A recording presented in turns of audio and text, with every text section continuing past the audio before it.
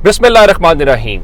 लाखों करोड़ों दुरूदो सलाम मोहम्मद मुस्तफ़ा सल्लल्लाहु अलैहि वसल्लम और आले मोहम्मद पर। मैं हूँ उमर दराज गोंदल।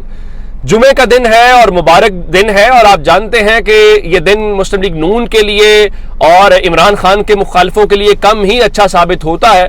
तो अटक जेल इस वक्त जो बड़ी खुशखबरी है वो ये है कि इमरान खान की दरखास्त सुप्रीम कोर्ट के अंदर मंजूर हो गई है। इस दरखास्त के मंजूर होने का मतलब क्या है, मैं आपको बताना चाहता हूँ कि वो जो इमरान खान की हुकूमत गिराई गई थी, गिरा के फिर 16 महीने अवाम की कीमत के ऊपर, जिसमें यह था कि अवाम का भुरकस निकलता है, अवाम का क्या अंजाम होता है वो जाए भाड़ में, लेकिन अपने केसेस माफ करवाने हैं, क्लीन चिट चाहिए, जिसको इमरान खान एनआरओ कहते हैं, उस सिर्फ एक वो काम करने के लिए अपने केसेस।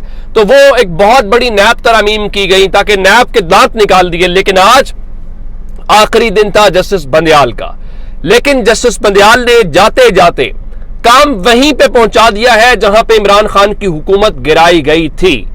अब मैं आपको खबर देना चाहता हूं कि निगरान वजीर आजम अनवारुल हक काकड़ भी नैब के अंदर इस वक्त मतलूब है। मतलूब से मुराद है कि उनका केस भी खुल गया है, उनको छोड़ देते हैं।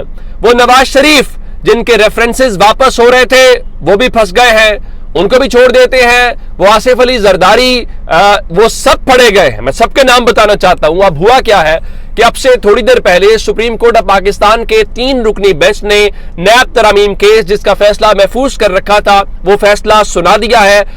2-1 से ये फैसला सुनाया गया है। 2-1 का मतलब ये है कि जो जस्टिस मंसूर अली शाह साहब हैं उन्होंने इस फैसले से इख्तलाफ किया है। लेकिन आपको एक बात याद रखनी है कि सुप्रीम कोर्ट ने तमाम नैब तरमीम नहीं उड़ाई, क्योंकि बुनियादी सवाल यह था कि क्या पार्लियामेंट की गई कानून साजी को सुप्रीम कोर्ट ऑफ पाकिस्तान खत्म कर सकती है, उसको तब्दील कर सकती है।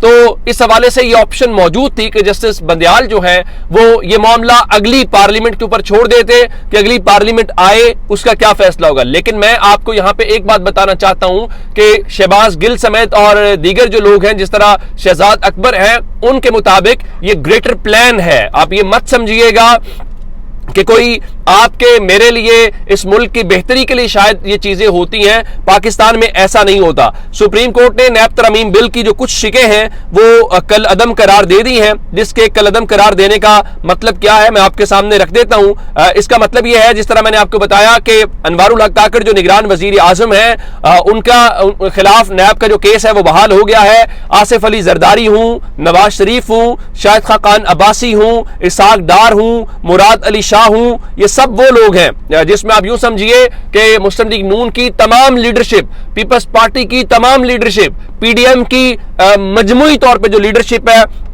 उनके खिलाफ वो जो अकाउंट्स वाला केस था, बाकी जिसमें बड़े बड़े माल बनाने वाले केसेस थे, वो सब के साथ अवामी ओहदों के ऊपर जो बैठे हुए लोग हैं उनके केसेस बहाल हो गए हैं। यूसुफ रजा गिलानी हो, इवन राजा परवेज अशरफ के खिलाफ भी जो रेफरेंस है वो भी बहाल हो गया है।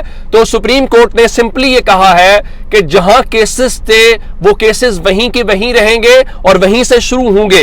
यूं सुप्रीम कोर्ट ने आज एनआरओ 2 जो कहते हैं, इमरान खान इल्जाम जनरल बाजवा के ऊपर लगाते हैं कि जनरल बाजवा ने एनआरओ 2 दिया, आज वो एनआरओ 2 खत्म हो गया। लेकिन अब सुप्रीम कोर्ट ने इसको इंश्योर कैसे किया है? इंश्योर इस तरीके से किया है कि केसेस जो वापस होने से मुतल्लिक नैब और एहतसाब अदालतों ने जो ऑर्डर्स दिए थे, मिसाल के तौर के ऊपर जी जरदारी साहब का केस जी हमारे दायरा इख्तियार में नहीं आता, ये तय हुआ था जी हम जी 50 करोड़ से नीचे तो आप माल बनाए तो मसला ही कोई नहीं है। सुप्रीम कोर्ट ने तमाम वो ऑर्डर्स जो हैं, तमाम जो इस हवाले से उनकी नैब की हो, एहतसाब अदालत के हों, उन ऑर्डर्स को कलअदम करार दे दिया है। और इसके अलावा 7 दिन के अंदर तमाम केसेस का जो रिकॉर्ड है वो दोबारा उन्हीं एहतसाब अदालतों में वापस भेजने का हुक्म दे दिया है, ताकि एहतसाब की जो अदालतें हैं उसको फौरी तौर पे वहीं से शुरू करें। तो इसका मतलब है सिर्फ और सिर्फ ये 7 दिन की गेम है। लेकिन बहुत सारे लोग कह रहे हैं कि ये भी मुमकिन है कि जस्टिस काजी फायज ईसा जो है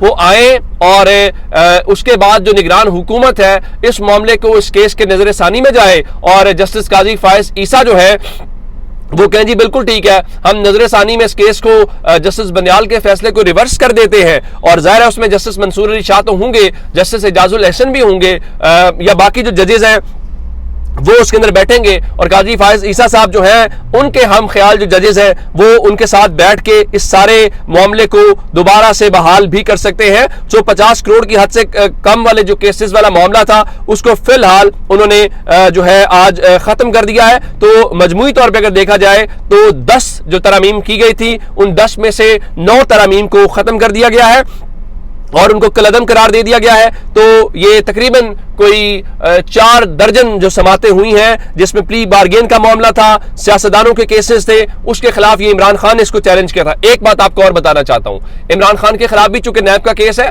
और इमरान खान के जो वकील ख्वाजा हारिस हैं उन्होंने सुप्रीम कोर्ट में तहरीरी तौर पर बताया था कि हम इन केसेस के अंदर जो है वो किसी भी तौर पर उन नैब तरामीम के हवाले से रिलीफ नहीं लेना चाहते, हम मेरिट के ऊपर फैसला करना चाहते हैं। मरीम नवाज जो है वो कहती तो यही है कि मैं मेरिट की बुनियाद के ऊपर बरी हुई हूं, लेकिन उन्होंने भी नैब में जो तरमीम की गई थी उसका फायदा उठाया। लेकिन अब उन तरमीम का जिसमें आपने अवाम का भुरकस निकाल दिया, जिसमें आप सियासी तौर पे शिकस्त खुर्दा हो गए कि आज आपके लोग कहते हैं कि मियां साहिबान हैज लॉस्ट लाहौर, आज आपके लोग कहते हैं कि लाहौर की 14 में से 10 सीटें इमरान खान ईमानदारी से जीत जाएगा, आराम से जीत जाएगा, और आपका वो जो वोट दो का बयानिया था वो भी कहीं पता नहीं कहां चला गया, किसी और चीज को ही आप इज्जत देने वाले हैं। अब लोग कह रहे हैं आज जो सुप्रीम कोर्ट का फैसला है वो आगे चल के कहीं ऐसा ना हो कि आप इलेक्शन भूल जाए। कामरान खान साहब तो खुशी से निहाल हुए पड़े हैं, वो कह रहे हैं होते रहेंगे इलेक्शन, भूल जाए इलेक्शन। पहले नून लीगी और इस हवाले से वो कह रहे हैं जी फिलहाल रेफरेंसेस भुगतेंगे,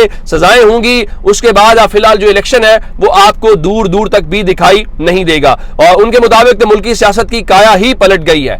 लेकिन जस्टिस काजी फायज ईसा ने अपना खड़ाक दिखाना शुरू कर दिया है, और वो क्या है, वो ये है कि जस्टिस काजी फायज ईसा ने इंतजामी तौर पे पहला फैसला ले लिया है। आप जानते हैं कि प्रैक्टिस एंड प्रोसीजर एक बिल था जो सुप्रीम कोर्ट के चीफ जस्टिस के मुतालिक था, तो वो काजी फायज ईसा साहब कहते थे मैं किसी बेंच में नहीं बैठूंगा जब तक इसका फैसला नहीं हो जाता। तो 18 तारीख को पीर वाले रोज उसको समाअत के लिए मुकर्रर कर दिया गया है, और ये जस्टिस फायज ईसा का पहला वो इंतजामी एक्शन है वो जो ले रहे हैं। लेकिन इसके अंदर कौन कौन से जजेस इस बेंच के अंदर शामिल होंगे, अभी ड्यूटी रोस्टर नहीं आया। तो रोस्टर आने का मतलब है कि जैसे ही रोस्टर होगा, अब संडे को चीफ जस्टिस काजी फायज ईसा ने अपने ओहदे का हल्फ उठाना है, क्योंकि आज टेक्निकली आखिरी दिन है जस्टिस बनियाल साहब का। आज अदालती तौर पे कल तो वैसी छुट्टी होगी सुप्रीम कोर्ट की, और कल उनका 16 तारीख रिटायरमेंट का दिन है, और 17 तारीख को इतवार वाले दिन काजी फायज ईसा साहब ओथ लेंगे, और 17 के बाद 18 तारीख को जो पहला मामला है। अब सवाल यह पैदा होता है, जब उमर अता बनियाल साहब उस बेंच के अंदर बैठे थे तो हुकूमत ने कहा था चूंकि ये काजी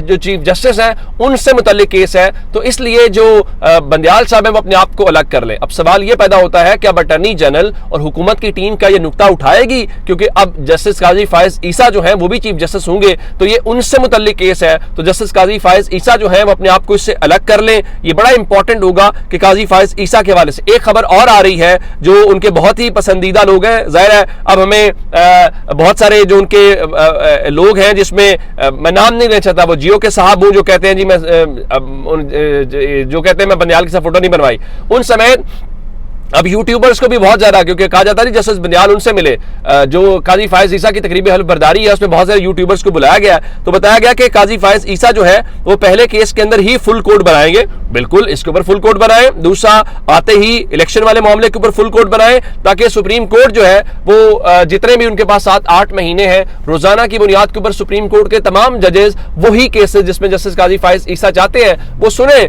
बाकी अवाम के या अवामी केसेस का क्या बनता है उससे क्या फर्क पड़ेगा। तो ये एक बड़ा इंपॉर्टेंट सा मामला होगा। अब देखना ये है कि आज एक फेज खत्म हो गया है, अब मंडे से एक अगला फेज होगा, तो जस्टिस काजी फायज ईसा ने आगाज जैसे लिया है, इख्तिताम कैसे होगा आप भी देखें और हम भी देखेंगे। अपना बहुत सा ख्याल रखिएगा। खुदा हाफिज।